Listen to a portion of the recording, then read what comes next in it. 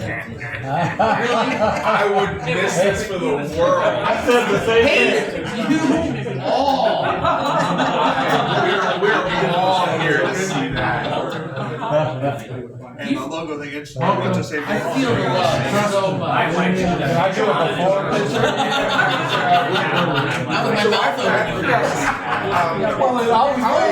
That's Brad. Make sure you keep your mouth I open. would love to see about turning the two-way stop intersection to a four-way stop. You look right at it.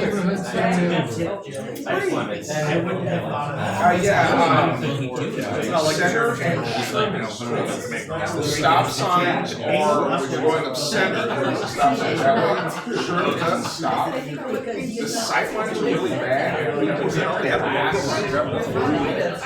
So it's already a two-way, and by the time you get around, you're going more south. Yeah. Hello, good to see you again. Looks like you're praying or doing a prayer. Sure, but very good. So the stop signs are this way.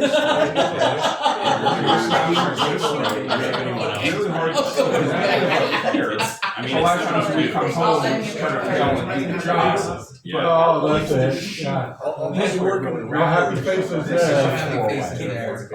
This one's always like, just kills me. I thought we'd at least been against Will Myers. I understand how they cheat. It makes sense. Cale stacked the deck on that season cheating. But, you know. did I ever send you the photos of we still talking?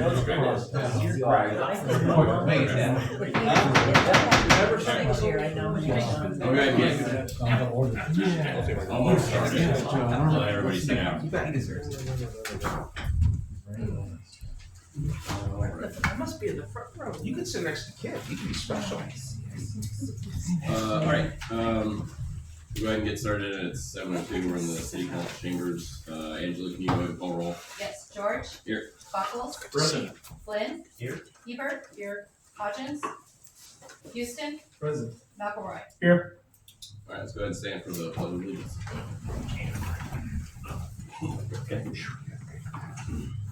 I pledge allegiance to the flag of the United States of America and to the republic for which it stands, one nation, under God, indivisible, with liberty and justice for all.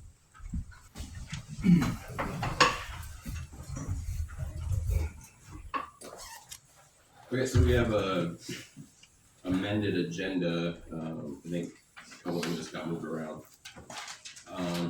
So we're gonna go ahead and do additions and deletions to the agenda first. And the main thing with that is the declaration of a council vacancy. Preston, do you wanna talk through the process, or? I can, Your Honor, with your amended agenda is a staff report mentioning that Councilor Liz Hodgins resigned today. So you have a copy of her resignation, and the process would be, number one, to declare a vacancy. And in the staff report, I also mentioned about qualifications for the office. You need to be a resident for 12 months prior to being appointed, and also be a qualified elector, meaning you can vote. You have enough kind of elections.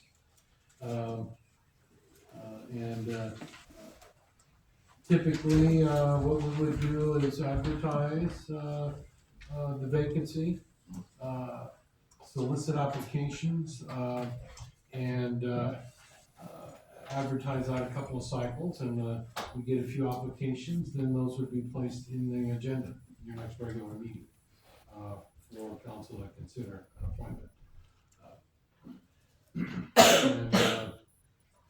And also, the ways we would push that out typically would be the bulletin, the news register, Facebook, and our website. Is there a specific cutoff date for accepting applications? No, it's one of those open until filled, unless you want to put a date on it. So we would continue to get applications right up to packet, you know, for, next meeting. And also at your station, I left you a copy of the council application. It's a 2-page form. It's actually part of a bigger application if you're applying, to be on the ballot. But this is what has been used in the past just for council appointments too. You'll notice the nice new logo. Yes. When we advertise it, we'll direct, interested people to the city's website, and this will be there, for them to download that. Okay, if it's an open, basically, we just wanna say, you know, the first round of applications will be reviewed, you know, by this date. So if somebody applies by a certain date, they might not make it in the packet. Yeah, we could say,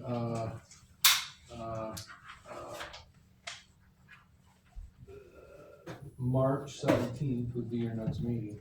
February. Oh, pardon me, February 17th, that's a Tuesday. We could put a date specific on that, like, you know, the 8th or something like that. Give us time to get it, put it in the packet. Like the day before the packet has to go out, something like that. That's the kind of date you wanna put on there?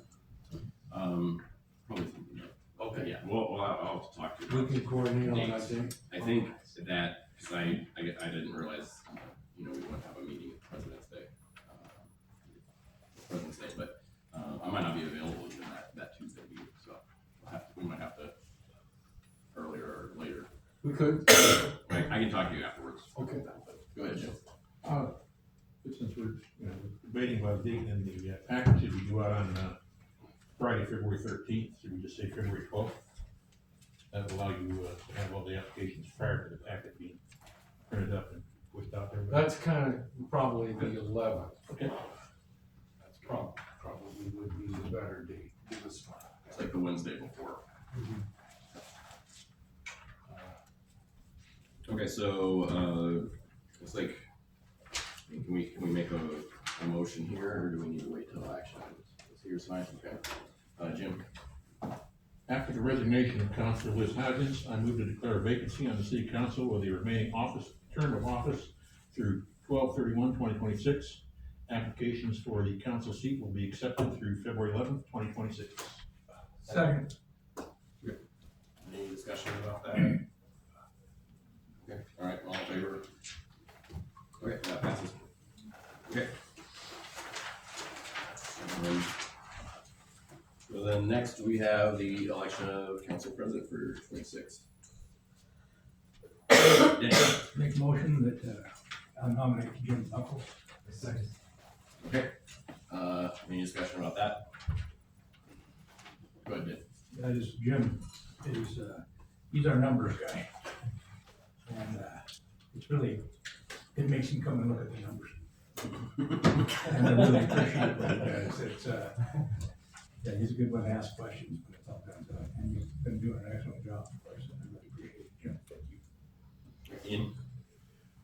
I'd like to just point out to the council and maybe to the city that, President Buckles has been a pretty good leader here for us and has often fostered an environment where we can discuss things fully before a decision is made and explore things even if we don't support them.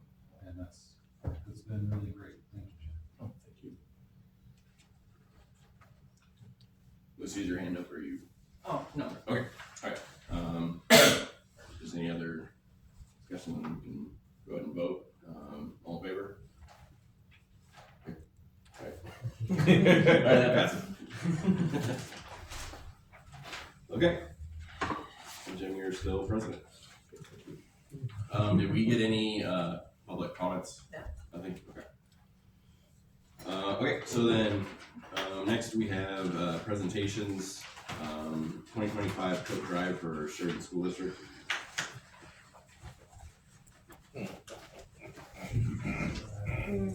Nothing in the packet. Can I invite Matt up to the podium to discuss the statistics and how great This coat drive was, I have no numbers, but I do, what I have heard is that this coat drive actually generated enough coats to supply for all of the kids in both Sheridan and Willamette. The schools were very well supplied with coats and that we did an amazing job. And that's huge. It's, I think, the best we've ever done in a coat drive, even though I question you guys a little bit on your win. But, you know, that's beside the point. I'll keep that to myself. Oh, I guess I didn't, go figure. But yeah, I am here to take the punishment like I'm supposed to, even though I still wonder why our president isn't here. But I'm here to take it in due course, and then also to award you guys, because we have a placard that kind of goes with the coat drive that shows that you are the first place winner. And I actually, Sandy made a good comment. This shows us Rotarians being sad that we lost. Standing around and the coats provided, but sad that we have lost the event. So that would be your placard to have here at City Hall to show that you won first place. So, but we do this every year. We're loving Willamette stepped up and did it. City of Willamette did it. They got second place. We got third, and then you guys, of course, got first. And it went off really well. So we did all new coats. That's honestly what we only want. Really, is just all new coats. And we did that. We did a great job. So. And we did vote, and that's why you are receiving the fine. Yeah, when it comes to damaging me, it's always a vote for Matt. We So love you. that's just the way it is. So, yes. So, Cale. Yes. Yeah, if we had a vote on who gets to do this, Cale, it'd be at Matt house, so we're just gonna be. We can always do multiple pies. No, we're not doing multiple pies. I'm still amazed you guys are doing plastic, other than plasticing down, you know? But here, Cale, did you have that? I did make sure I did a good Yeah. Makes my whole night. I know, I thank the Rotarians who showed up to witness this. I really appreciate you all for your support.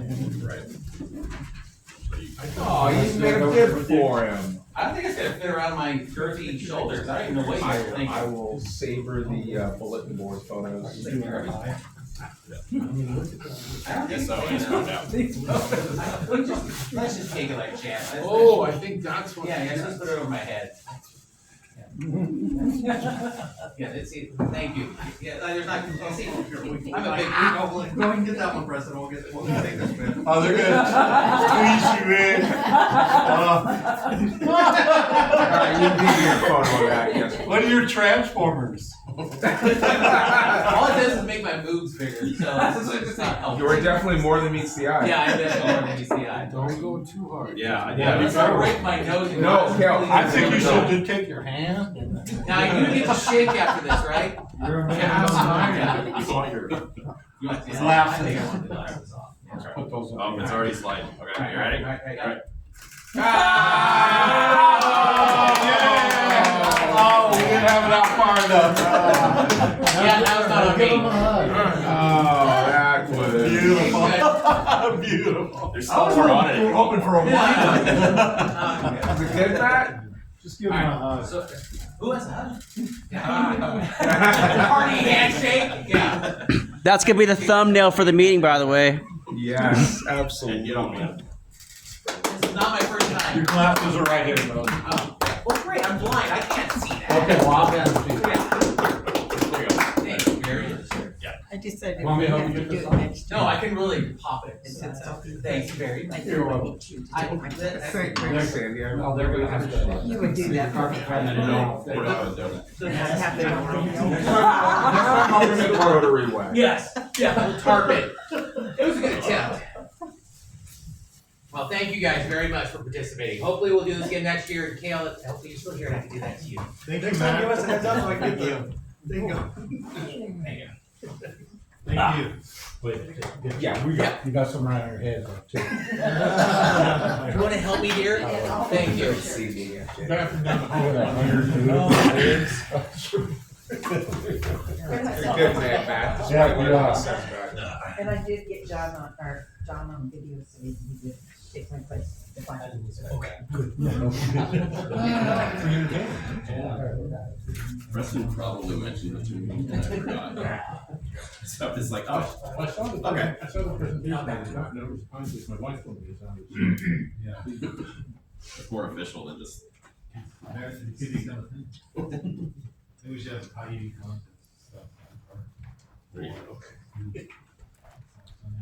I know Preston will come back, but, I think Officer or Deputy Grants, I know he was here, I don't think he's here now, but, we can still go over the sheriff's report, and if he comes back, we can always ask questions. Okay. Here you go.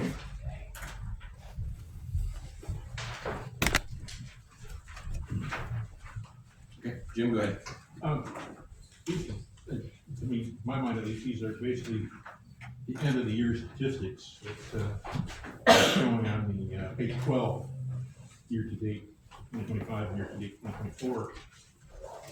And it looks like, I didn't catch any, but yeah, disorderly conduct looks like the only, thing that is increased by 2 over the previous year. Everything else is, lower, which is, I think, fantastic. So it's a good sign, I think, that maybe Sheridan become a little more law-abiding and reserved. Oh, and one other thing I would like to say is, I heard, let me rephrase it, I saw some comments about our lack of law enforcement. If you look through the, pages of their logs, they do a lot of things, and they do them 24 hours a day. We have police at night. There was a rumor that we don't have police at night. We do. Sheridan has 3 deputies that we pay, and they work different shifts, so they cover as much as they can. They don't cover 24/7 because we didn't have enough money to pay more officers, but no, I think they do a very good job. And if you look at this list of things that they have been doing, and there's some here that include, here's a domestic occurrence happened a little after midnight on the 31st of December. There was 8 officers involved. I think that tells you that we're getting something for our money. And then this other one on page 10, I didn't count, 3, 4, 5, 6, 7, 8, 9, 10, 12 officers were there for a suicidal person. So they're there to help. They're not just there to hand out tickets, and I think they do a good job.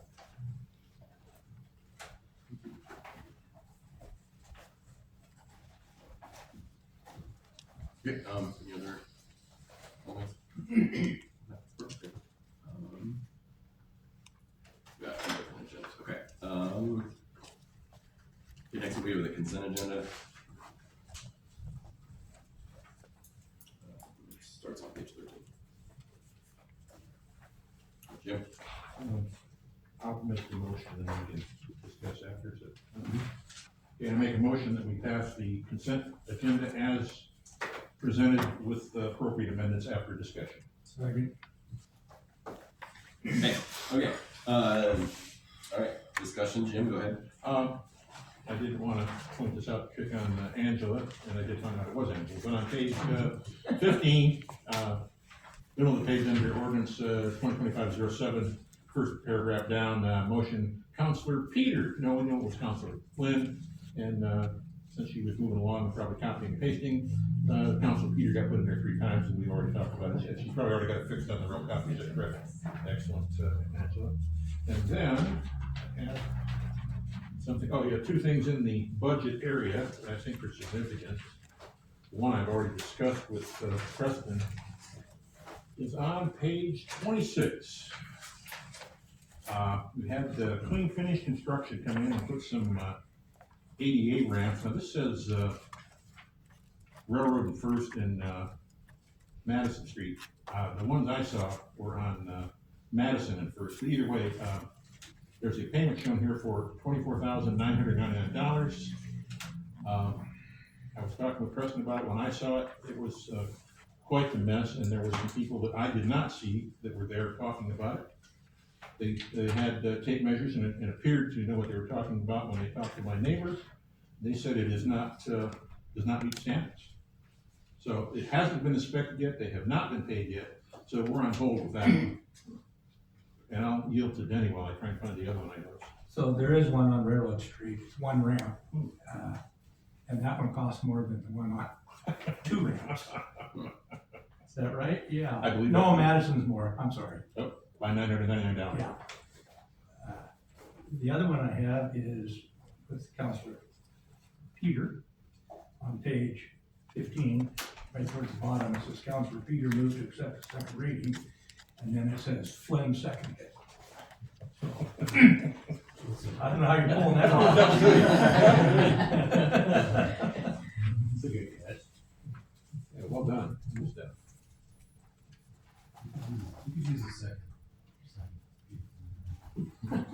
Alright, give them I do have one more, and I didn't necessarily talk about this with Preston, but on page 30, under the Rick Franklin Corporation, shows a payment of $43,062.50 for the walk bridge for Southside Park. And I guess the question I have, is that just the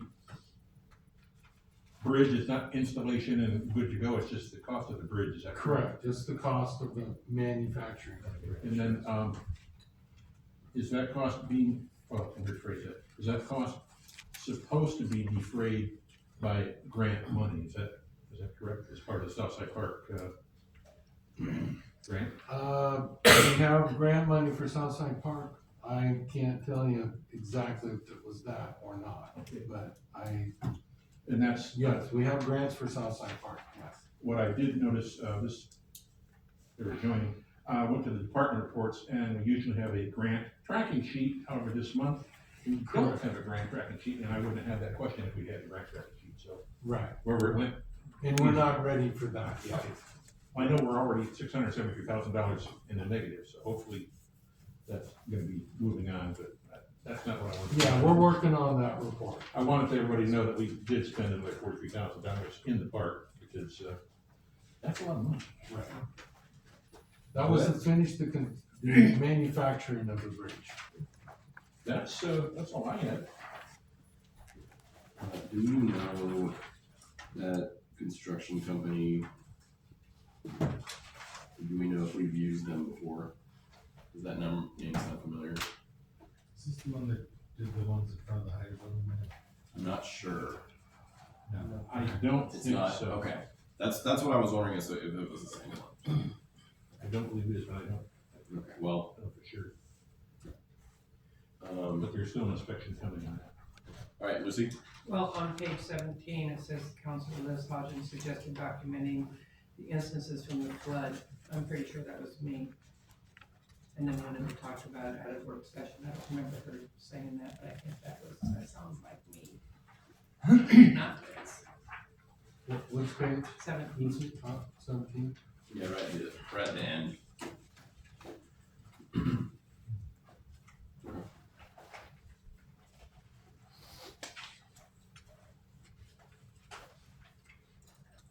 Okay, any other questions or comments? Yeah. Liz, sorry, Lucy, do you know? Well, I just have a question, and it had something to do, let me see.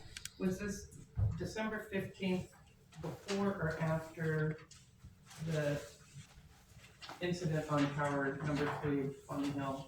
I can't remember. It was before? It was the Monday. We had a meeting on Monday. I can't The remember. rain was Thursday night. But I mean, the dates, I just wasn't sure it was after the 15th, but like maybe. No. Yeah, I The think 19th that. was the date of the landslide. Yeah, so the 18th, that emergency council meeting, that was right before that happened, so. Thank you. There's no other questions, there's a motion in a second, no other questions, we can go ahead and vote. All in favor? Lucy? Oh. Yeah, okay. Passes unanimously, okay. So. Oh, okay. So next we'll have a public hearing, for ordinance 2025-07, amending section 2.04.010, the Sheridan Municipal Code. And that's on page.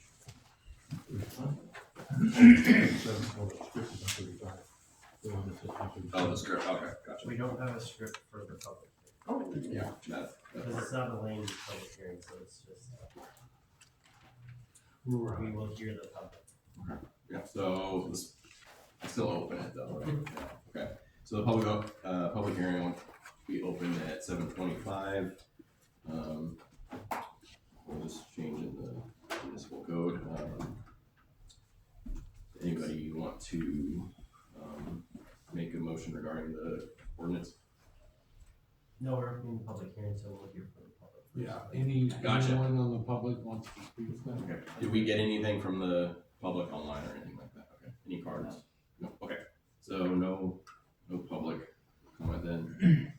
I'm gonna ask, don't we go public in favor of, public against? Somebody that doesn't have an opinion about yay or nay, but we ask them for comments anyway, it's not how a public hearing is supposed to be doing, that's why. it's For a land use public hearing. Oh, okay, but this is not a land use, so this is a. Loosey goosey. Doesn't mean we couldn't follow that same process, but. No problem. Let me hear from a lawyer. That's the technical term. Oh, okay. Okay. Well, anything else before someone can make a motion or? Okay. No, you can close the public hearing since no participants and then discuss. Okay. And you'll need a motion for a reading by title only. Okay. So since we didn't have any, comments, we can go and close the public hearing then at 7:26. Peter, or, yeah, go ahead. I'm just gonna make the motion. Go ahead. Move to read ordinance 2025-07 for the third and final time by title only. Okay, any discussion on that? Okay. Go ahead and vote, show of hands, all in favor? Okay, opposed? Okay, that doesn't pass, so Tyler, you get a read, I think. Ordinance 2025-07 and ordinance amending section 2.04.010 of the Sheridan Municipal Code relating to regular city council meeting time. Whereas the mayor presented the idea of amending the Sheridan Municipal Code provision relating to the start time of a regular city council meeting to begin at 6 p.m. And whereas following some discussion, there was consensus by the council for the city attorney to prepare an ordinance to amend the applicable provisions of the Sheridan Municipal Code to change the meeting time. And whereas the proposed language updating section 2.04.010 of the Sheridan Municipal Code is attached here too as Exhibit A. And whereas the Sheridan City Council has determined that it is in the best interest of the city to amend the Sheridan Municipal Code to adopt updated language changing the start time of the regular city council meeting from 7 p.m. to 6 p.m.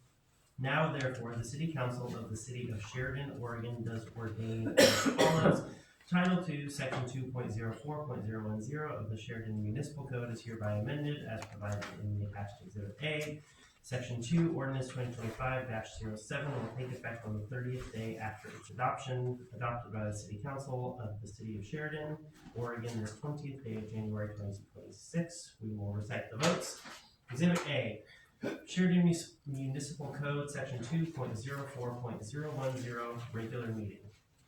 The regular session of the City Council shall be held at 6 p.m. on the third Monday of each month, unless otherwise arranged. In the event that such regular meeting date shall fall on a recognized holiday, then the regular meeting shall be held on the Tuesday immediately following such holiday. Here. Move to accept the final reading of ordinance 2025-07. Second. Okay, any discussion? Okay, alright, Angela, can you go ahead and do a roll call vote? Yes, Buckles, Aye. Hebert, No. Flynn, Aye. McElroy, Aye.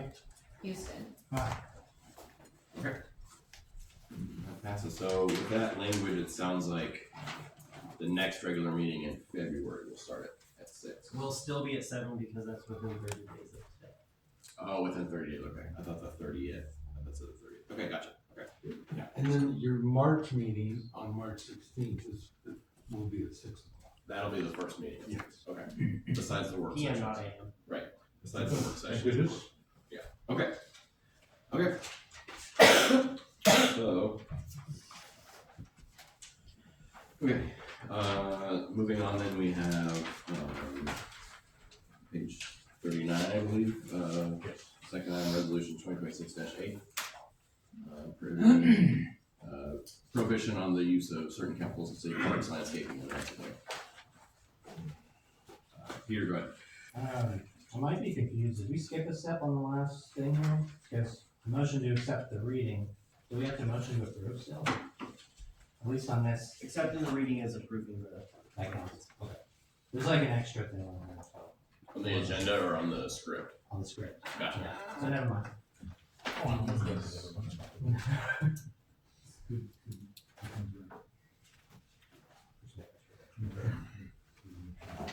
Three readings in Sheridan, that's, A lot. not difficult. Oh, okay. It's difficult. Okay. Okay, any, questions or comments on this resolution? You know, we just passed it or not. Sorry, the next That one. was an ordinance, Chip. Oh, sorry, my bad. Yeah, Context. You don't have to read this, good thing. I mean, I could if you guys want to, but I don't know how to say all the words. There you go, that's what I put.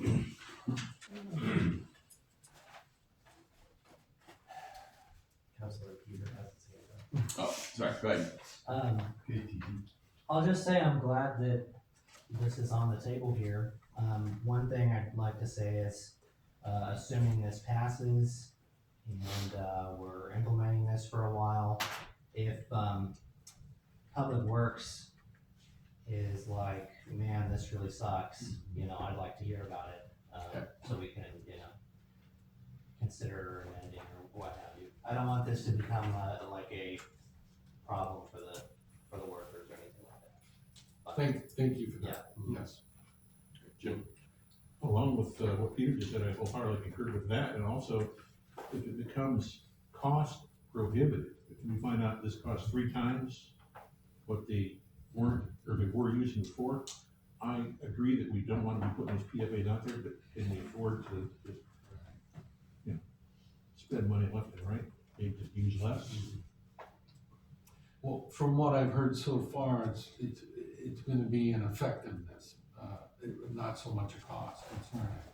What we think heading into this is seeing how it works over time. So that's what we'll keep an eye on. This evaluation takes months. Not being very scientifically oriented, I know about PFAS and I don't know about neon contoid products, but so I don't see the word carcinogen in here anymore. Are these 2 things already carcinogens? Is that what we're talking about? I guess I didn't use that word. It's in the literature. Do these, I guess what I'm asking, do these other 2, PFAS and the other word, does that mean to the standard layman, mean carcinogens? Is that what we're saying? In terms of PFAS, yes. Not in terms of the neon iconitoids or whatever they call it. That was pretty good, Preston. The beehive pesticide. Okay. The concerns isn't so much humans that I could read, it's just the lethalness on the bee populations. So I don't know if carcinogen is a concern. I imagine they are carcinogenic. I know, Liz isn't here, but she was concerned that her pet, so she had a pet die from cancer, and it may be coincidental, may not, that they were spraying the weed killer in her area, so I would wanna make sure we're including in the wording that carcinogens of some sort. That's my only statement. Ian? I would say that I really appreciate that you're always fiscally minded. I love that. The reason why we are doing this resolution is because the council does care about what's going into the ground here and what's getting into our animals and all of this, and it's important that we aren't poisoning our future. It's hard to put a number on that. Yeah, but I like where we're going with this in the city. I feel like we should continue on the path of making a nice disputes. The downtown's turning out pretty great so far. And I think it would just be good to know, you know, after a period of time, if there is any sort of increased cost, just as an update, not necessarily for any action, but just to know. Mostly just kind of to see how it's going, your program's going, since this is a change, so. if I could, Your Honor, you see how I referenced that we wanna turn the landscaping of City Hall into a pollinator's paradise. Okay, we've talked about it at the Parks and Rec meeting, and next month, if they can get their work done on the master plan, we're gonna talk about a landscape plan for City Hall. Have them endorse it and then come back to council in March. And a combination of bushes and flowers, it's gonna be tremendous. Any other questions or comments on this resolution?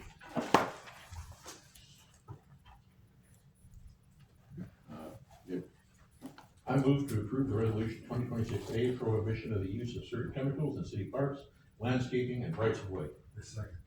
Okay, any discussion? Right, go ahead and call for the vote, then all in favor? Okay, that passes unanimously. Looks like Deputy Grant is back. Does anybody wanna ask him any questions, regarding sheriff's report or, sheriff's law in general? Sir. I made the, observation that based on the year-to-date for 2025 through 2026, 2024, that the numbers were lower. Does that jive with what you've been seeing and hearing? Yeah, I haven't had a chance to review them for the year-end numbers yet. But if, based on what you're saying, call load has seemed lower, at least the times that I've been working. So I think it's a good sign overall, in my opinion. Yeah. And also, since you weren't here, I'd just like to pass along that I think I can safely speak for council. We appreciate the work you do. You're documenting everything, all these different calls you go to, and the public sometimes doesn't believe that you're even here. I know you're here. The council knows you're here, and we appreciate your work. Thank you. I see a lot of calls where there were, more than one of you. There's one call here with 7 and one call here with 12. So you guys are working, and I appreciate it. It's an honor to be here. Well, thank you, we're Yep. here. Absolutely. Thanks for coming back. Yeah, sorry to step out for a second, another call to take care of. Okay. So let's see those resolutions. Okay, so next up on page 43, we have Appoint Planning Commissioners. It sounds like it's just slightly tweaking the terms, is that right? The end date of some of the terms. Right. No one knew coming on or anything. Correct. Jim? Since, we're making this decision, have you talked with the members themselves, and are they going, oh yeah, that's cool, I don't mind changing the date on mine? Yes, they discussed this exact proposal at their meeting on January 12th. So I know it's kind of cart before the horse a little bit, with doing that, but just with meeting schedule, all the same people. There was a question about one of the terms, and it's like, this all has to be adjusted. So they talked about that, and they're great with this proposal, but council gets the final say. I move to appoint Sheridan Planning Commissioners to the proposed slate of terms as discussed at the January 12th Planning Commission. Okay, any discussion on that? Okay. Go ahead and vote then, all in favor? Yes. Okay. So next up is the community grants. And I know we have a few, I think, 7? Yes. 7, okay. Okay, go ahead, Peter. I have a few things to say. We're a couple over as far as, each of these requesting the max $500 amount. So our two options are really cut to or do the thing we've done before where we sort of evenly divide, and I think that comes out to 350 roughly, if I remember correctly, each. But there were two of these that stood out to me as a possibility to cut, and it's not because they're deserving, it just looks like they're already sort of funded even without our help. The first one is the Sheridan Education Foundation. It looks like they're already funded by donations, even without our assistance. The other one is,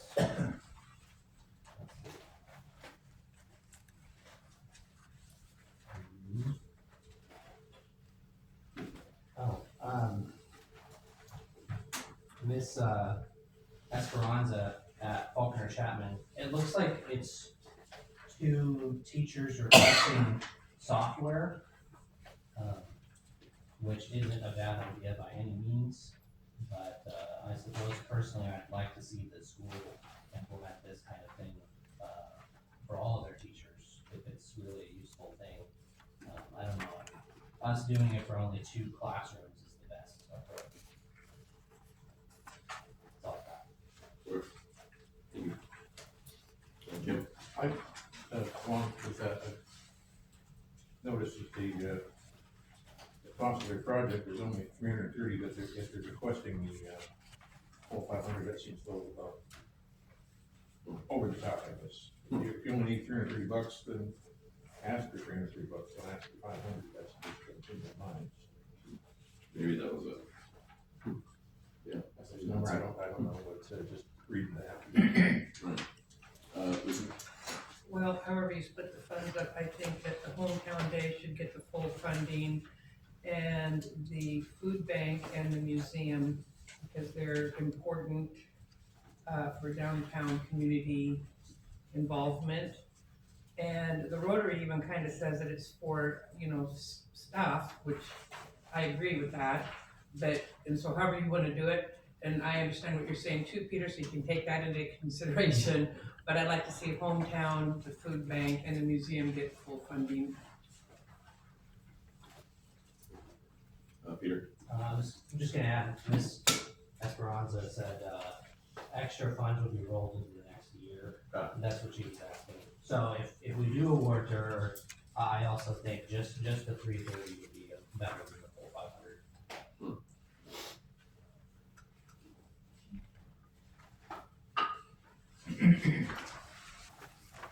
Okay, Jim? Going along with what Lucy just said, nobody said anything about the Rotary, but we just saw what they do between the Rotary challenging the city to get coats for these kids. And losing. Yeah, losing. They did manage to promote enough to get coats for all needy children to go share an animal online. I think that alone shows what the Rotary does. As a Rotary member, I see them do a lot of things that are all community oriented, and any money that comes into the Rotary goes right back into the community. So that would be another one that, along with what Lucy just said, that I would like to see for sure funded as best we can. I don't have a problem with that either, Jim. You know better than I do, everything they do. Well, if we would like to do 5, we might consider then the 5th being the bridge learning community, because it would be, tuition assistance, for parents who aren't able to afford the tuition out of preschool, which I imagine there's a lot of that in the community, so that's a 5th if we wanted to look at that, but it's just one suggestion.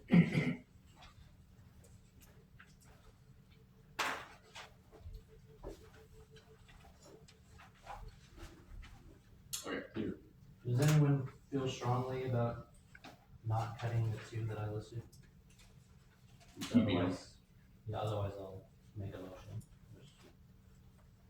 I wanna make sure. I think make the motion, let us nod our head or not. Okay. Alright. So, I move to award the Sheridan Community Development Grant in the amounts of $500 each to the Bridge Learning Community, Grand Chairman of Food Pantry, Sheridan Hometown Days, Sheridan Museum of History, and Sheridan Rotary. Second. Okay. Any discussion? Good. I know that people will listen to this meeting and will hear that we cut a couple of these out. That doesn't mean that these, people that applied aren't deserving, it's just, we have a finite amount of money, and some of these, projects really stand out as needing money, realizing that if you apply, you need some money, but, you can't always give everybody our choices there. If you fully fund some of these and not fund others, I think we've made the right decision in this case. Any other? Okay, all right, we'll go ahead and vote, then all in favor? All right, that's unanimous, okay. Your Honor, maybe this is, I could bring it up under city manager report, but Okay. the idea of laying out there maybe a different process for doing community grants. Okay, we can talk about.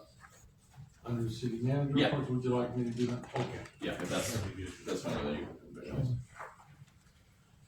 Okay, so next up, on page 49, we've got Public Works Director report. And I know, I believe this is all, you know, regarding landslides and water lines. Jim? Ty's not here to take credit or, ask questions, but I would like to say, he did follow my advice, when he gave us pictures and we have captions, at least we know what kind of what we're looking at. Not being true, civil engineers, we might not see, know exactly what we're looking at, but it's better than having pictures, but that's no, captions. But, what I was gonna ask, I think, go ahead and ask, Preston, there was some major damage by the southern main line, on the hillside, is that correct? There's no mention of any damage other than our pipes. Can we discuss that or not? Well, the land moved, there was a landslide that caused the pipes to, you know, you can kind of see how it's set. Oh, sure, and that happened in multiple places. When that water that pipe is broken like that water is gonna come out. So, it's all related to the landslide and that atmospheric event. You know, if we didn't have the saturated land, might have been fine. Then again, it could always been worse too, you know? So we've got, I've put together, based on engineering, notes and all, I've filed all the damage assessments with the state. And Cale and I met with Representative Elmer on Friday night to, get her sponsorship of this project to make us whole. You know, this isn't anything we set money aside for. Yeah. You know, and we've got our contingencies are paltry, our SDCs are paltry. You know, our SDCs don't pick up enough to meet the needs, you know. So it's not like we have matching funds, and we really need state assistance in this. So Cale and I made the pitch Friday night. But we're blessed to have Civil West looking out at us. They've got a lot of experience shoring up these types of landslides in their time of serving most of their clients on the coast. So he's already given me estimates on stabilizing the hillside, the tank, as well as relocating our main line. You can see this picture on, you know, page 52. That's, see how it's separated there. Relocating that main line out of the area where it's lit, the landslide occurred, moving it into another area. So those three things: stabilization of the tank, of the hill, and relocating that pipe. Those three things constitute new construction. That's the way I put it together for the state funding. It's all in response to the disaster event. And to have that all happen as quickly as it has is quite amazing. And that's just a combination of experience on staff, but mainly Tim Gross, our city engineer with Civil West. Yes. I was going to say, please extend my appreciation. I'm monstrously appreciative of how quickly they did that. I was stunned to see the water come back on before Christmas Eve. That would have been rough if it gone over. It's a great story. They were all working right before Christmas. That probably was not fun, but I sure appreciate it. And I can tell you, Peter, they'd all do it again too. This is public service at its finest. When your community needs you the most, you're there. And they'd all do it again, you bet. Let's hope they don't have to. Ian. I'd like to say also thank you, Preston, for your fast work on this. This is great. And I did make it out a little bit during the rainfall and stuff. And people may not know this, but we had city folks here overnight, working all night. And they're working hard. It's hard working folks. So. Yeah, I don't think I saw those lights go off up on the hill either. Yeah. I know they were. Correct. They didn't stop trying to fix it. Right, and you might have, I gave council a little bit of updates during the time and talked about how Cale and I had all this experience and all that kind of thing. Turns out Amber Mathieson, our assistant, has more experience than Cale or I. I mean, right, yeah, Kai and I, and but it was a great all hands on deck effort, you bet. Jim? I'd like to kind of just piggyback on what these two gentlemen said. Also, you mentioned Amber. I got an email from her at 4 a.m. And that's because she was sitting in the parking lot at the store down there watching the river. And I think that's just amazing, the dedication to do that. It's probably pretty cold there too, unless you wanted to waste a lot of gas. So I was really impressed just that she was there. I did talk to her about it. But still, all of the public employees that went out of their way, the ones that stood out here handing out water, that's a tough job because you got to stand, you know. And there were 3 of them out there. And I didn't go to get any water. I just stopped by to thank them for being there because it was excellent. I think this whole thing was handled very well, especially getting the water, you know, potable, however you pronounce it, that type of water. Fantastic. It's a small town, so quickly be able to jump through hoops and get everything going again. I know still, as always, some people weren't happy. I say, hey, we're sorry, get over it. We did the absolute best I think we could. Thank you. Thank you for suggesting that we declare that emergency. Yes. Yes. My 8th one. I had staff that were all excited. This is my first emergency. I can't wait. Oh no, it doesn't quite work that way, but yeah. Okay. All right, Lizzie. So it says here, after consulting with the geotechnical engineer, who was that? Civil West. Was that Civil West? Actually, it's a sub of Civil West. It wasn't Civil West. They subbed out the work. That was with geotechnical. And did they do a report? Is there a report on it?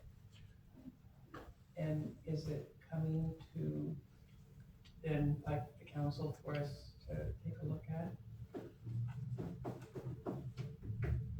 Imagine it can, yeah. And how long did that take? Preston and I can talk about it. Huh? Preston and I can talk about it. Yeah, There's other considerations. Yeah. Non-public. Right. But yeah. Okay. Okay. Any other comments on Kai's report? Okay, next one, then we'll go library report. Page 55. Jim? Once again, even though this is for December, you think things are slowing down a little bit, but no, they still have good numbers. Computer usage is up. The number of library cards issued was up, about the same on total circulation, but they are doing a lot of good things over there, and I just so busy with the numbers. Sorry, that's what I do, but reading through here, they're still offering home delivery, within the city limits of Sheridan on Saturdays. And I think for people that just can't get out, I think that's outstanding, they have the, option to be able to get books delivered to their home. I think that's fantastic.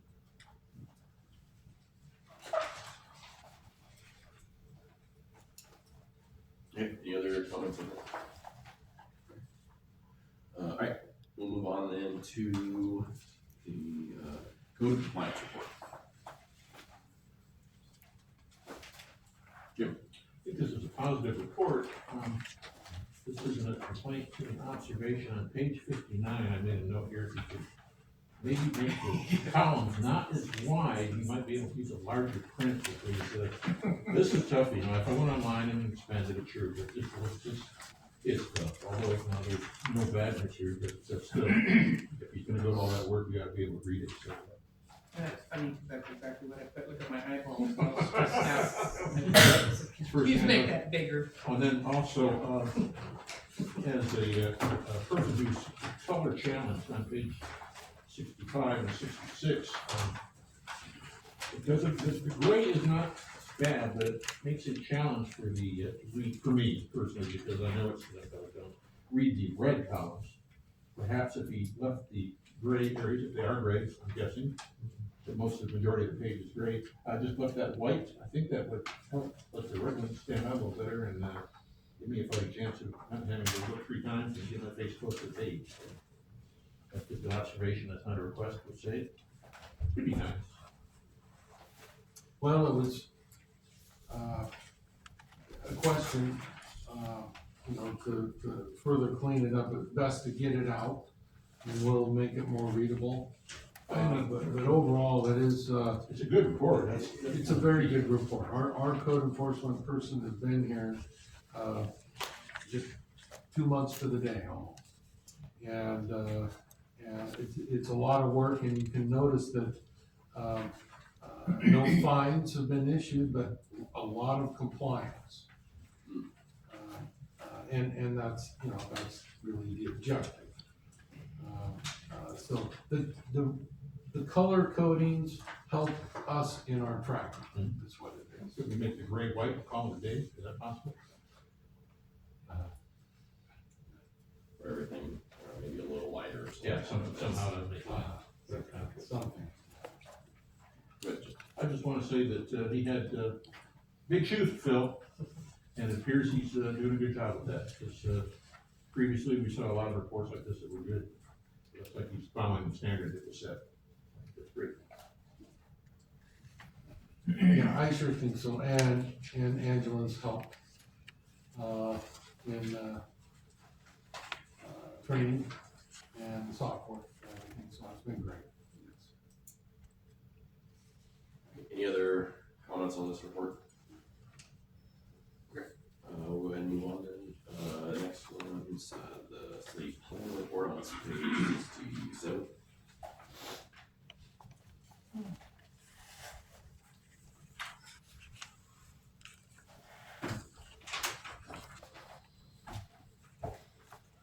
Any comments on this? Decide how to word it so that we can understand why it's covered. Yeah, let's go down to the third paragraph, I guess, PRE 25-04. Pre-application conference to discuss a zone map amendment application and subdivision application on an unaddressed property on Sheridan Road, and gives the map location. The conference has not been scheduled, but is expected to be completed by the end of January. What is a pre-application conference? It's an opportunity to discuss utility, public infrastructure, serving the site, all of these things. Plus, they can bring up any other land development concerns, land use, you know, that sort of thing. But generally, those are more for site development, a formal site development review application, which comes later, once you get your fact finding done in a pre-app. Is that would go before the planning commission eventually, though, correct? Not necessarily, no. This is if they meet all the standards, they may not have to go to them, depending on what they want to do. But if they meet all the standards, it could be something that just goes right through. Now, I can't remember, do we require a pre-app here, or do we just make it available? We do not require. Okay, yeah, we offer that as a courtesy. Sort of the first step in before they get too deep into a project too. I'll probably help them a little bit so that they don't put an application and go, you can't do that, you can't do that. I do have a question about the next paragraph down, 32505. Okay, the previous non-conforming use approval for the structure was granted, but has expired. The application is scheduled to do what? I don't understand that. Are they gonna reapply, is that? That's the way I read it. I think They're gonna reapply. Perchance what's going on, but then it says that this item will not appear in future reports. It implies to us that, well, yeah, this is, it's been granted, but it expired, but it's probably gonna not show up on this report again, because it's done, is it? That it's, they're gonna reapply and Okay, so it wouldn't be this under this number, it would be another number there. correct. Oh, and then, finally, since I'm bad at all here, no, sorry, I'll stop. I'll say something then. Okay, Lucy, go ahead. Just for whatever it's worth, I'm pretty sure the application on Sheridan Road, just for your information, I think it's kind of like a large, small parcel, but I will let you know that the road frontage is very limited. So if we're hoping to get sidewalks and infrastructure done, it's a very, very small opening to, like, let's say maybe 5 acres. So that road still will not be corrected very much for the amount of homes that would be going in there. And there's a lot of those on Sheridan Road where, I call it, if anybody knows what a flag lot is. It's very tiny and then it goes into a great big piece. This property is very tiny and then it goes into a great big piece, but the developer is only required to improve the property that touches a street. And down there's no sidewalks and there's no curbs. Is that the property that we annexed in the city, Yes. probably 2 years ago? Yes. Changed the zoning because. Yeah, we said no apartments, you're gonna have to put houses in there, you're gonna put something in there. Because it was zoned, I think, R2, but it would just put so much pressure on the street even then. But now since then, the one that had the big feud off of Sheridan Road on the other side, it's got the 18 homes, and not that it matters to me, but there'll be low income, so there'll be even more probably traffic because of the housing need. And so that's just gonna make more impact on Sheridan Road. Just for your information, I'd like to think, they're gonna do the whole, no, it's just very small. Unfortunately, there's a lot of lands that are just small opening, big piece of parcel in the back. And I was kind of thinking, well maybe, and then I looked at that and I said, I know that property. And it's like, your eyes kind of roll because that's all they have to develop is what borders the street. So it's kind of sad, it's kind of a good thing prematurely, but kind of a sad thing because of the pressures that'll put on that street.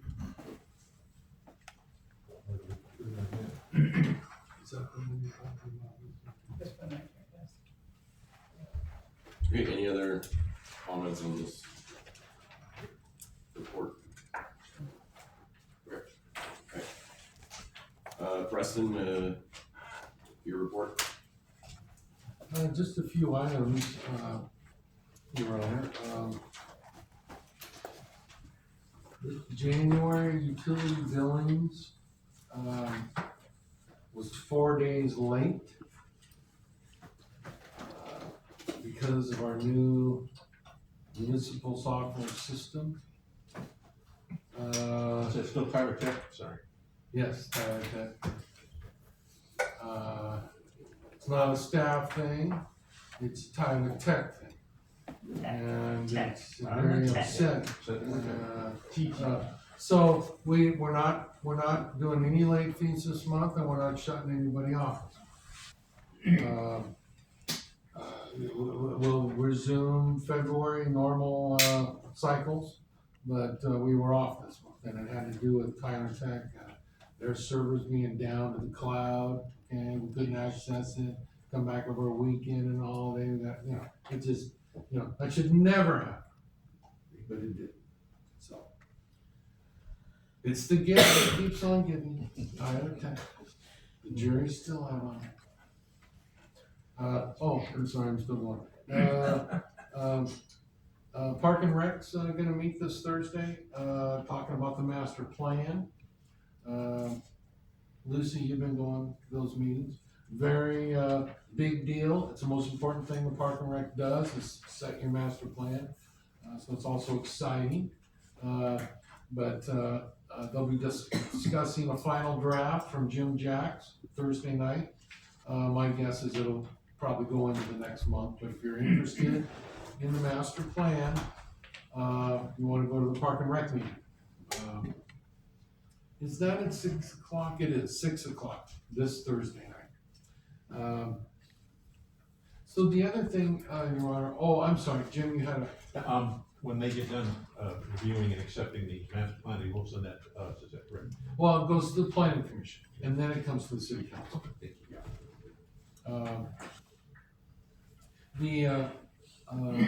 Ross, this idea for community grants.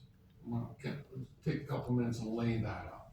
And I don't like to suggest things that aren't broken, but let me lay out this process. I talked about it with some folks at Rotary when I attended last meeting, and they were like, yes, this is a much better idea. But it starts with March. We asked for every nonprofit in the city to submit what they think they'll need from the city over the next fiscal year. We don't make any distinction on what nonprofit, this, that, whatever. We send them all a notice. You want to get to us by the end of March, fill out the form, and tell us what your needs could be for a city grant for the next fiscal year, okay? So we pull those and then I take that number to the budget committee and decide on the number to put in the budget, not merits, not who's deserving or anything, but we put a number in the budget, okay? The budget gets passed, the council makes those awards in July, not in June when we're sweating bullets to get the budget done. It's July, and as part of the process, you can consider additional grant requests throughout the year. There'll be some there if you need it, but if you really got your act together, you probably know what you need ahead of time. It's not a quarterly thing. You may enjoy the quarterly thing, but in this process, you're laying it out for the fiscal year. Everybody's got an idea. We budget accordingly, and you make those decisions on the awards completely off cycle of our budget. You do it in July. Our budget's done. You can breathe a sigh of relief, and then you can make those awards in July. The advantage is, number one, you include everybody. It's a very simple process, but you, for those nonprofits that serve Sheridan, what do you need the money for, and how does this benefit the residents or businesses in Sheridan? It helps on a budget cycle, and it's flexible. So I threw that out there. Rotary, a few members, they love the idea. I would assume any applications that came in prior to, budget committee, they'd be reviewed by us. And if there's, certain projects or certain asks that we aren't, comfortable awarding, because I'm assuming it's just not all the nonprofits give us a request and then we just give them the money. Like, I think there's some sort of approval that we need to do. Correct. And that comes through the budget process. The budget committee determines what goes in the budget for the next year. Okay, So we'll have a line for, correct, that's how it gets approved. Okay. And it's usually not a question of who's deserving or who's not, but let's focusing on the amount. See, like typically you've had a quarterly 25, so $10,000, you know? Well, the budget committee determines that amount. Then the council has to allocate it based on the allocations. The applications received. You have to allocate it based on the applications received. So the budget committee is not determining who's worthy. They're determining the amount to spend. And we're determining, you know, Right. who's worthy, I suppose. That would be in July. Okay. Correct. I'm just thinking if there's a lot of requests and we don't like several of them, then that's gonna affect the budget. Right, you need to get that where you want that number in the budget committee. Okay. Right. Ian, did you have something? Good. Yes. Okay, Jim. I just wanna see if I can get it straight in my head. So all the nonprofits say, I need X amount of money, and we add it all up. Well, actually, no, I'm gonna go on with what Ken was saying.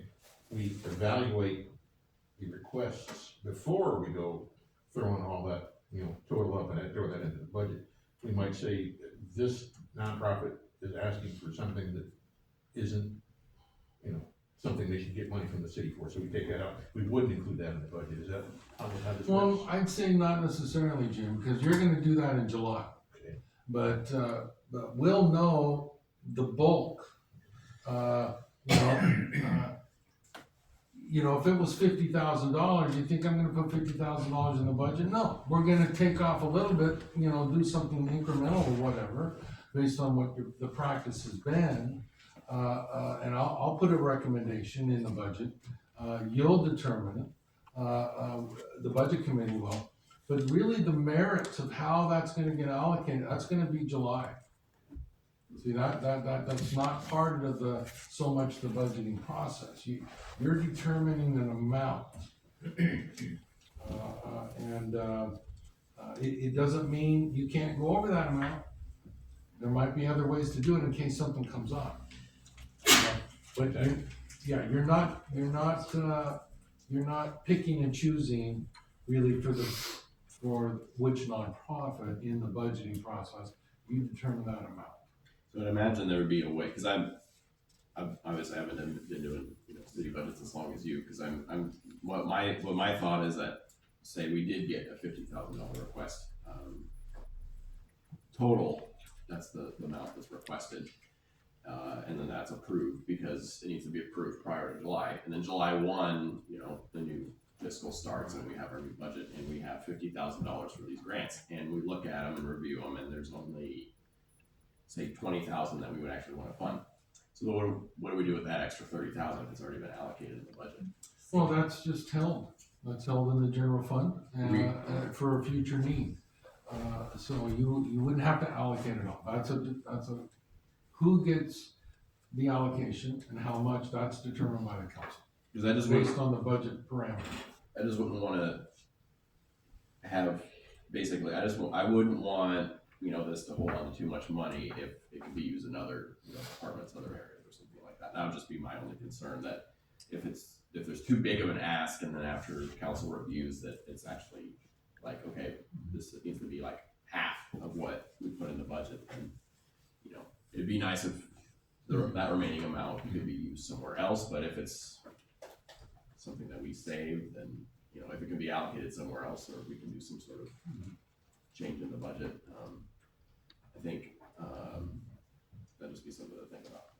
Yeah, you have that flexibility. The council has that based on the budget that's approved. You bet.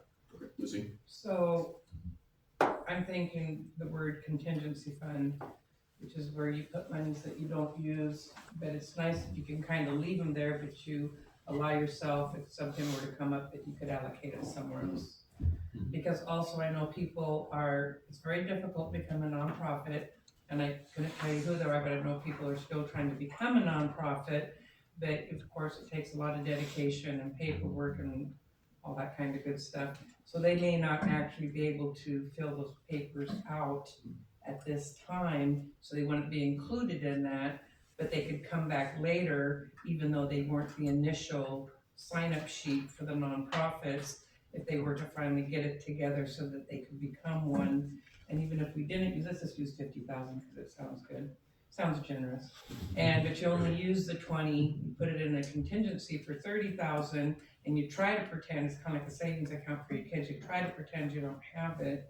But then if you've gotta use it, if somebody needs something that was gonna be good for the community, and or if something happened that you could float it over, it would allow you to do it on the budget because it would be under a contingency. And I always think of that as kind of like a little savings account, a little nest egg, your little pretend you don't have it and save it for a rainy day type of an account. And if somebody who was trying to become a nonprofit, say became a nonprofit in September, then they. That's right, because they technically couldn't do it before that if you do this, but you know, some of them struggled for quite a while to try to get it done. I think, didn't your wife try to help somebody become a nonprofit? It was a hard struggle. Yeah, they're, believe it or not, the Rotary is trying to become a 501c3 to bring up, they're a 501c something, I don't know what all the C's do, but they're working on that for the Rotary. Different type. And it's been going on for a long time. But it takes a while to get to that place, whatever. Yeah, I did it for the revitalization movement. And I had. Oh, maybe it was you then. We were spending, we were doing it the quote easy way, we were spending money on a website called, a legal, nonprofit company, whatever. And we spent about $2,000 to have them feed us the paperwork we filled in the box, and it still took about 6 months to get that all squared away. And that's the quote easy way of doing it, so it's a challenge. Because didn't they use the chamber's umbrella at one time, because can't you do that for people who aren't quite a nonprofit yet? So they kind of cover them, but it's legal by law, so you can do it. And, sorry about to throw that in there. And so, but those people would like to become their own entity and get out from underneath that umbrella. So that would open that door for those people. So that's good, that they'd still be kind of covered. We're discussing the community grant right now, isn't it open to everyone? I think currently it is. I think it's encouraged that it's a nonprofit. I believe, at least in the past, but technically it does not have to. I don't think, at least at this time. So that would be something. If we tweak that. This is available to everyone. Yeah, if that's. I mean, if we're going to tweak the process, we would, and that's what we want to do is keep it open to everyone. Then we would just make sure that we that's part of the application and not just strictly nonprofits. But it's. Like Lucy mentioned, the chamber and hopefully being Rotary too, they act as that umbrella for those other groups that can fundraise and do things for a trip to DC or whatever that can fall under those nonprofit umbrellas, like the Rotary and the chamber. And it helps the Rotary and the chamber to plan what their needs are on behalf of those groups. Well, I think, Jim, go ahead. Well, right at the top of their community grant development, or community development grant application, it says, City of Sheridan may provide community assistance grants to nonprofits and for-profit entities and organizations that serve the Sheridan community. And then below that, it lists the criteria if you're not a nonprofit, what you need to have in order to make this application. So that kind of answers that half that question right there, I think. Okay. I have a different question, if I may. Oh, yeah, go ahead. 2 quarters ago, we had a lot of applications and we were trying to pare them down and still get everybody the maximum amount of money. And Yvonne managed to help us fund 2 of the organizations that had applied for a community grant, but fund them through a different line in the budget. And I don't know what that line was, but we managed to pull out $1,000 worth of money that we were able to fund the majority of the is there like a community fund, something like that in the budget? I don't know. We have a community. I think it's outreach. Community events and outreach. She was telling us how a couple of these applications qualified under that, therefore they wouldn't need to be processed through this fund that we're using for community development. And I think that's great if we can have that option available also. Well, there is flexibility within, these would be payments for goods and services, materials and services. There's really not a contingency within each category. There's contingency in the fund. So within your capital, within your personnel, within your materials and services, you need to have a little bit there so you don't go in the red. And so that's where we're talking. Community events, promotions, there's several line items that make up, the materials and So services. she was able to discern which groups would qualify under those other lines versus just a standard community development grant. And that was great because it helped everybody get what they needed and got nice. That's really all I have for my report, Your Honor. Okay. Yeah, I think that would be good to have more discussion about if you want to come back with us. We would do it in March, so talk about it one more time in February. I guess since we do have limited time to talk about stuff in general, I would say it makes sense to me, Preston. It's obvious that from a budgeting standpoint that we would just consult the community. What is the overall number? And then just us decide, does that number coincide with our budget? But we don't even need to make that decision because the budget committee is making that decision for us. And then we're just approving that number. But then later, we're gonna go through this whole process that we're doing now. Just basically once instead of. Yeah, but it seems like from a budgeting standpoint, yeah, we should probably decide how much money we have first before we give it away. Nice. Nah, do it away first, then find out. Okay, any other comments on his report? Otherwise, we can go on then to mayor and council reports. Everybody go first real quick. This isn't a report, it's a question. Okay, go ahead. It's realizing we haven't had to do it or haven't been able to do it because of the river, et cetera. But do we have an update on the testing in the water, working with OSU to get the tests for those two chemicals that I can't pronounce? Correct. They're giving us the location and of the places to test in like July, August, September. We haven't got those yet as far as I've heard. It's great, they're working on it. Yes, OSU is working on it for us, yes. So, yeah, just real quick, like Preston mentioned, we met with Representative Elmer last week. And we talked about basically our ask, the project that we would like funded.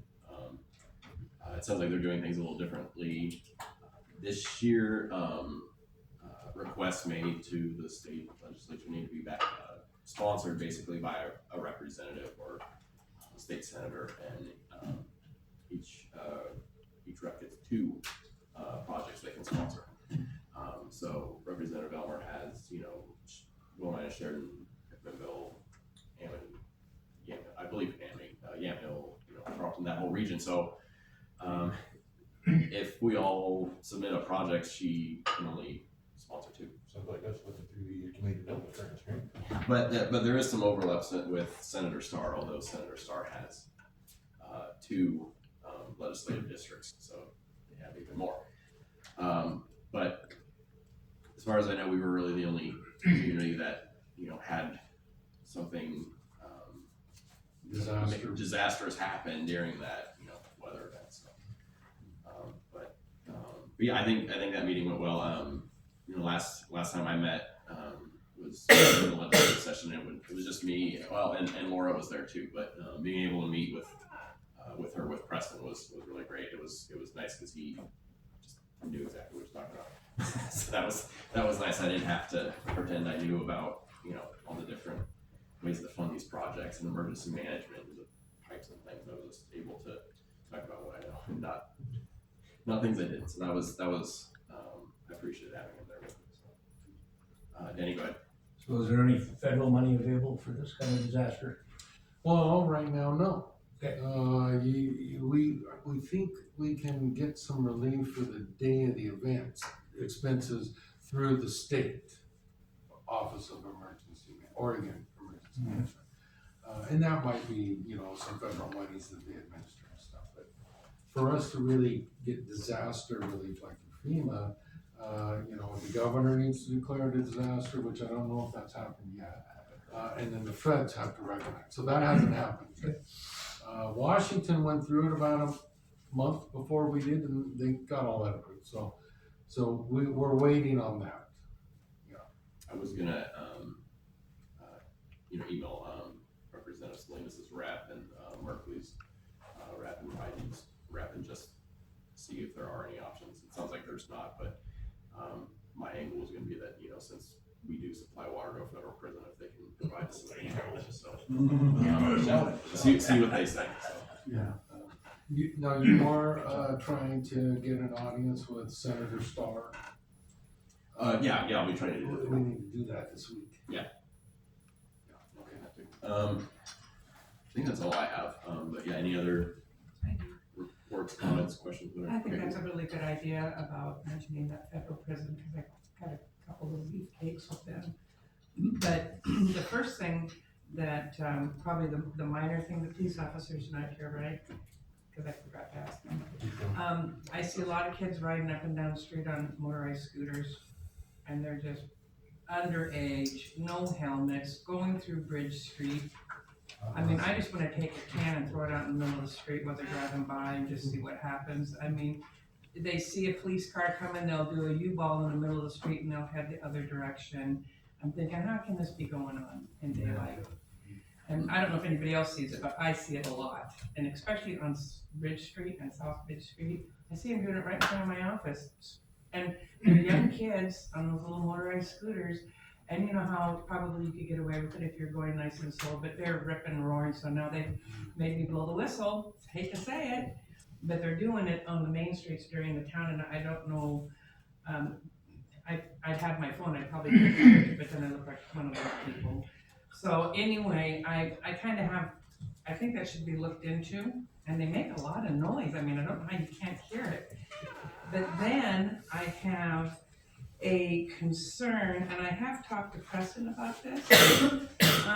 But first of all, because on Kai's report, and I'd like the council to, and I'll be glad to clarify it, because I think you misunderstood me, Cale, before, on regards, it's actually that little paragraph, I really liked it.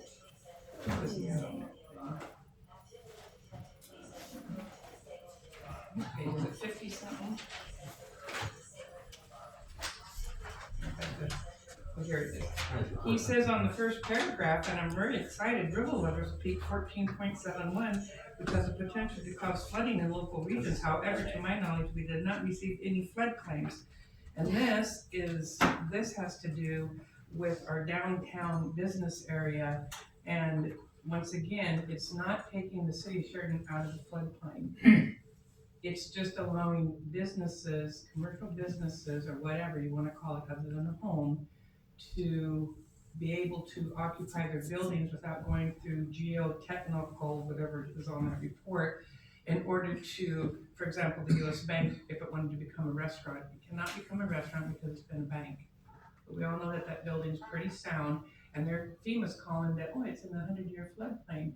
And I have mentioned this before, but I'll mention it. I mentioned it to you that day when I saw you, because I said, look down the street. There's nothing even on the streets. But I went down to look at 106 in the pavilion where the water was there, but it wasn't really threatening because, you know, I've seen worse. But anyway, this is about the downtown area, so that when these businesses come into town and they run into trying to change the use, they're going to head on out of town. And I was talking to Preston about, you know, the word we use in real estate is an exemption. And you can have, you know, at least submit an exemption that commercial businesses like the Huntley building and the Hyder building and the bank and even my building, which is really minor stuff, should be able to have businesses open and serve our downtown area, because that's why those businesses can't open up, because FEMA's making them not open up, because they're changing the use, the dreaded change the use, Preston. Well, they can just file a change of use, can't they? They make them go through so many, it reminds me of a template out in the country, but they make them go through so many hoops that most people can't afford to do it. The Hyder building really wasn't counseled very well by their realtors because they gutted it up. They should have done it in sections. They probably could have gotten away with results that they liked a lot sooner. But like the bank, I know that, I don't know if they've talked to the city, but I somehow have heard that, you know, they're thinking about putting a restaurant in there. I'm thinking, you know, I don't want to blow your bubble, but that's not going to be easy. And we need to start fighting. And the first thing we need to do is document these floods haven't hurt our downtown area. And when Kai said that in his report, and I even had mentioned that to Tyler when he was standing down there, like, we need to document the fact that our town was not damaged by this at all. And I'm not saying take the city of Sheridan out of the floodplain, because you can't do that, and the floodway, I'm not doing that. I'm saying to make an exemption, to leave the commercial businesses alone, because everybody who lives along the river is living there, and their houses were built prior to 1964, but they can live there. And I think we really need to do that if we want our downtown to grow, because otherwise we're going to be a moat, you know? So how would we do that? Well, I know that, and then I'm gonna go over and I'm gonna talk a little bit about ODOT on Sheridan Road, Preston, because I've talked to Preston about that. But I know the League of Oregon Cities can help in some of these matters, because I'm not really sure, but they can give a direction sometimes. And so I'm not sure where it starts, but it starts with mutual agreement that we should try to look for a way to get an exemption, at least on our business district, that they treat them the same way they do residential. Because wouldn't you want to be woke up in the middle of the night if you had water 2 feet in your house? Are you comfortable looking into and researching what type of exemption that would be? I just know I'm not sure how you file it in I know how to do it in real estate, but you know what I mean? It's like, this isn't my forte, but I am familiar with the floodplain and who you would get a hold of in FEMA. But I would even maybe go to the League of Oregon Cities, because you need somebody who's willing to be positive. Are you comfortable going to the League, or you know, emailing, being in contact with them and asking them about this? Well, if I wasn't working, I probably would do that, but I'm kind of hoping that somebody who's on the payroll can do it. I'm bringing in an idea that it needs to be investigated. So you want to direct staff to do this? Well, I think it would be a great thing for the community, because yes, the food carts are kind of a little Band-Aid, but you know, really, you're not looking at you want these buildings filled, but that's the big problem I'm telling you that everybody's running into. And I think that you kind of know that a little bit, don't you, Preston? I mean, you're kind of familiar with that to a certain degree. I mean, I have somebody right now trying to get a business open, and they haven't even begun, and I don't want to discourage them, and at the same time, I know they're going to run into a wall, and they have every reason why they should be able to open that business, other than I know that FEMA's going to say that it's a change of use, and they're going to head out, and I don't want that to happen to people. Yeah, and this has been, you know, I know I can tell you that I'm trying it on my building, so it's kind of like Little Minus starting their food cart and Mac, you know? I mean, I know some of the things I'm going through, but sooner or later, it's gonna come down either to the city, because the county doesn't really want to get involved. So it's gonna end up coming back to the city somehow, and I don't know how it's going to come. Maybe Kyle will be sharing in a little bit, I'm not really sure. Have you discussed anything like this with the county?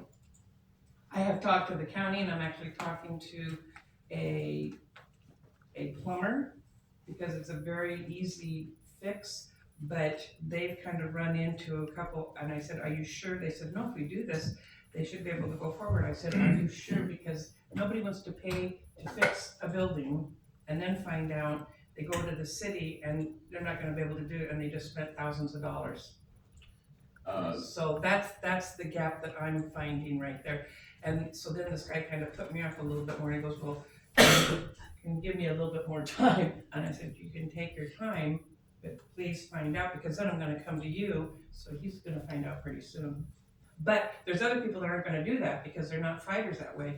So I think that we should look into doing that, but the first thing you gotta do is document that this last flood, and the city could probably do that, because like I did it on that piece of paper, you know, it was 14.71, but it didn't do any damage, there was no flooding, and especially in our downtown business section.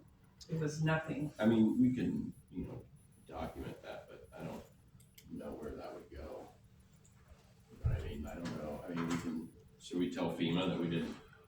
I'm just not sure what we would do with that information. Well, I Tell think you FEMA need that to we gather didn't some flood. information around and prove it with maybe the city. I'm sure you're not gonna take my word for it. They maybe need to hear it from the public works of the city of Sheridan, have that document, or the city of Sheridan.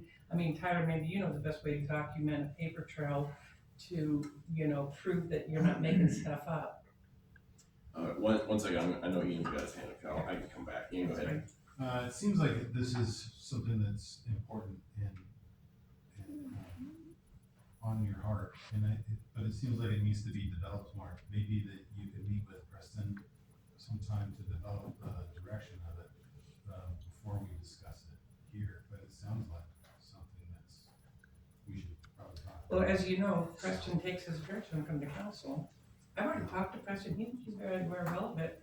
But, maybe, we need the support of the council to say, yeah, this would be a good thing to look into, obviously, for our downtown. If you want Sheridan to grow, we gotta get our businesses occupied. We gotta get those buildings full of people, and every person's gonna run into those same issues. So if it's something we want to direct staff to do, I think that's totally fine, but I'm still, we might need to narrow, like, what are we directing staff to do?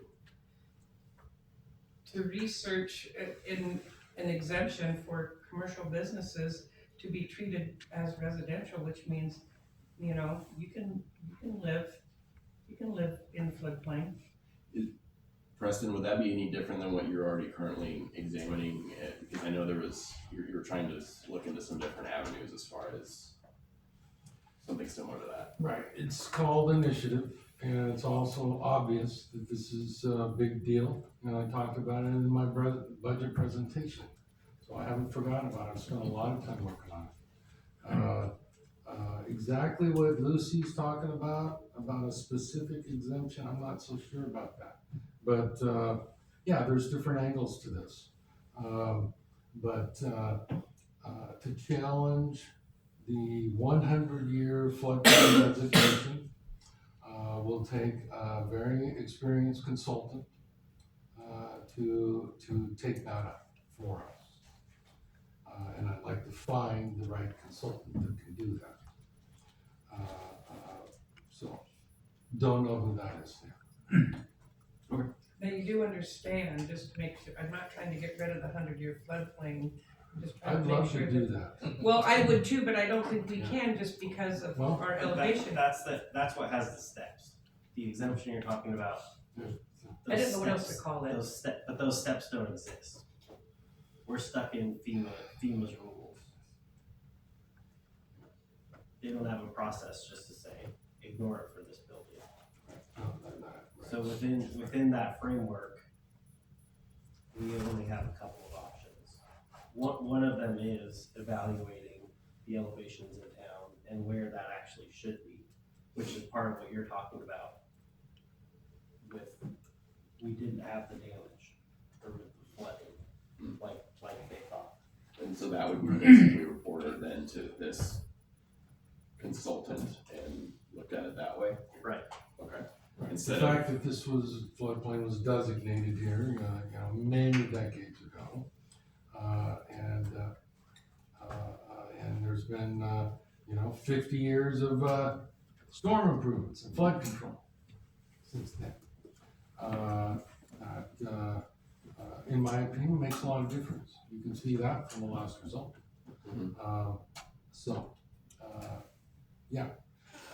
Somebody could do that for one development, but if you're gonna fix it, you should fix it for the whole town. It should be fixed for the whole town.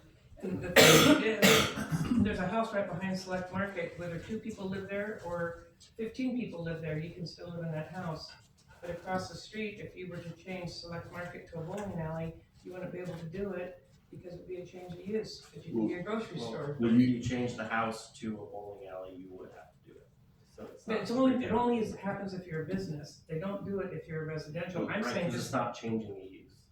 Well, but you can change how many people live in it, you know what I'm You saying? can change how many people shop at the store. But the grocery store could do a change of use, they just have to pay for it, right? Well, that's the new person who bought the grocery store would. Yeah. Kinda like coast to coast across the street, they're doing a change of use also, but you notice that they're not open. Okay, Ian, go ahead. Confused, are we in the manager report or the council? Council concerns, comments and things.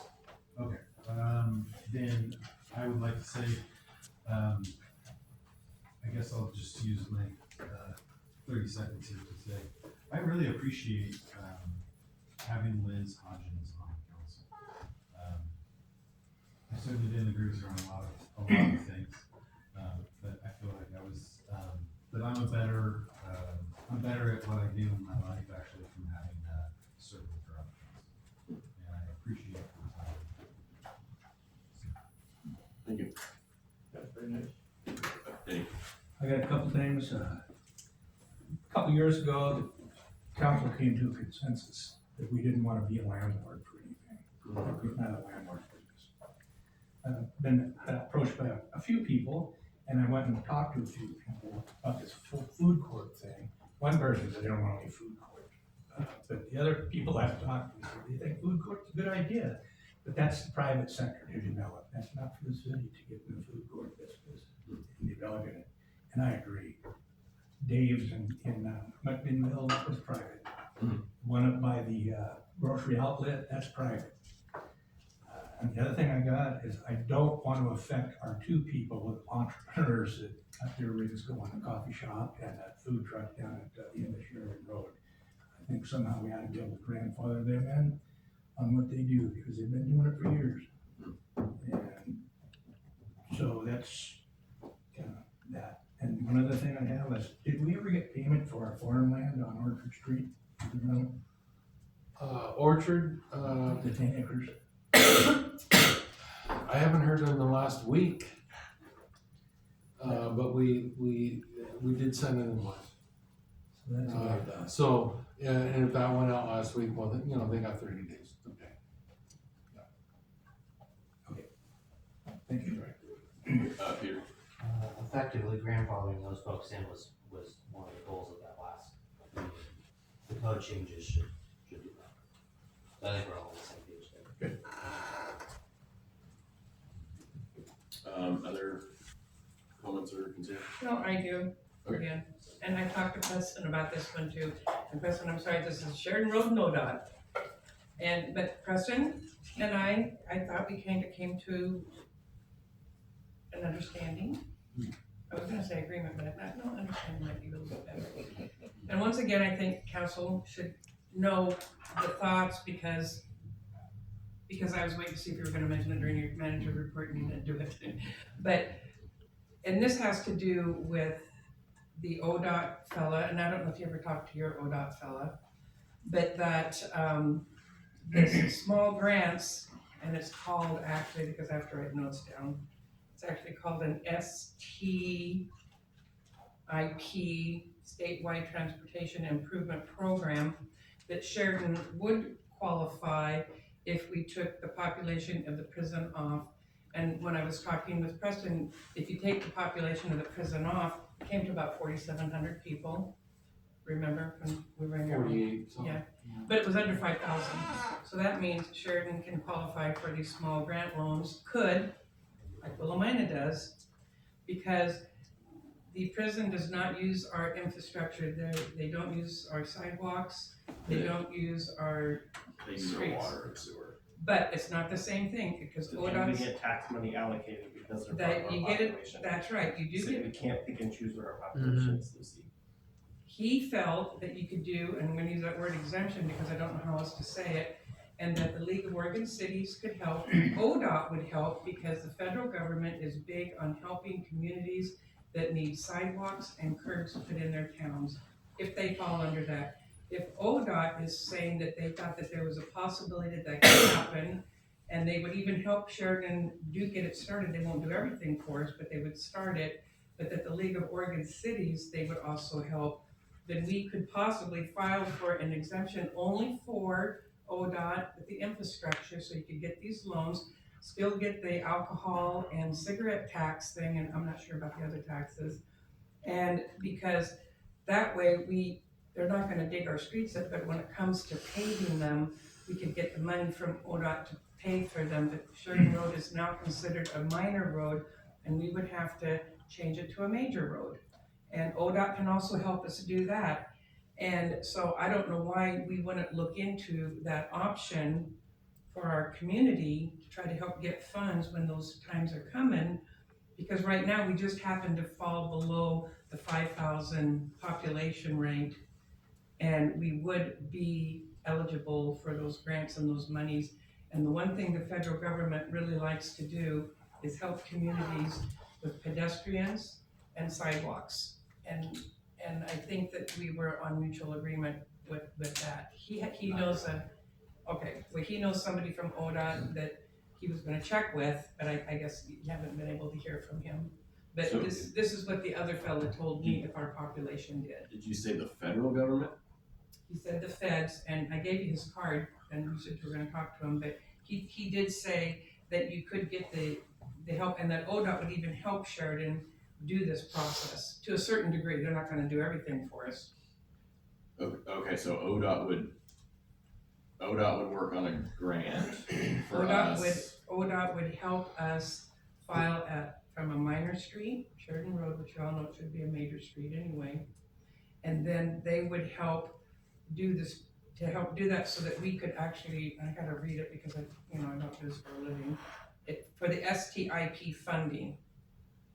And So- to get that funding, because the feds are big on safety for pedestrian and bike safety roads, and he said that Sheridan Road is absolutely not safe, and that the first thing we'd have to do is a classification change, which they'd help with, ODOT would.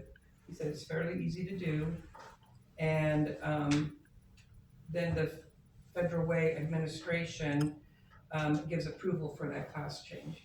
And they'd kind of walk Sheridan through it, and then we'd be able to start applying for these STIP funds, which stands for Statewide Transportation Improvement Program.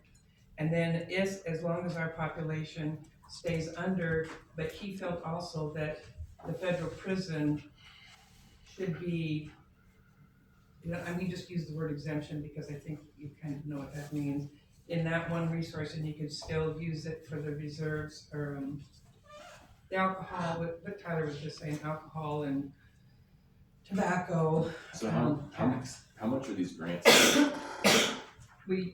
Did you ever talk to him because you were gonna ask him questions, I didn't, I asked plenty of questions, but I didn't ask that one. Yeah, I was just curious if he told you that amount. No, I didn't ask him that, I was too busy trying to figure out how you can apply for it, and if the city would qualify for it, because if the city qualifies for it, why wouldn't we be applying for it and trying to get that kind of help? It's not like we don't apply for it, or we don't qualify, since it's because of the prison. But he said we could, because we could file an exemption, because prison doesn't Has use our any other streets. city successfully done that? I don't know how many cities have a federal prison outside their I've boundary. never heard of any city doing that. Well, don't you think ODOT kinda has an idea of what happens? I don't think your guy administers small city allotments. He's a guy that has tried to help Sheridan before get the allotments, but in a prior administration, we're just told our population's over 5,000, so it doesn't count. So, this guy, That you have his card and number. yeah, that works for ODOT, and, anyone else from ODOT said anything similar? Sheridan's in his region sector, Mhm. so he observes this area, and in his opinion, Sheridan would qualify and absolutely needs it, especially with the developments that are happening on Sheridan Road and the incomplete sidewalks and curbing.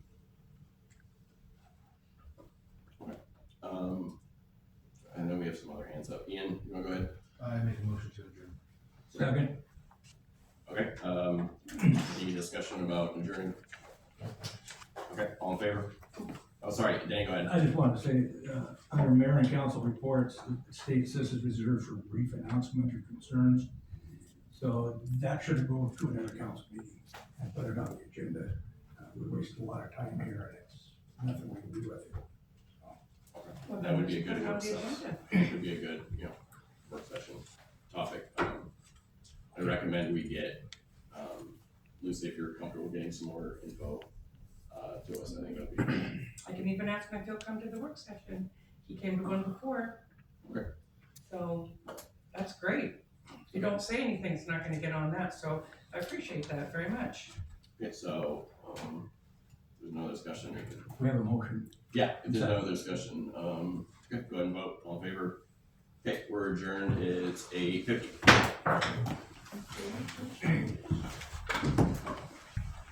Recording stopped.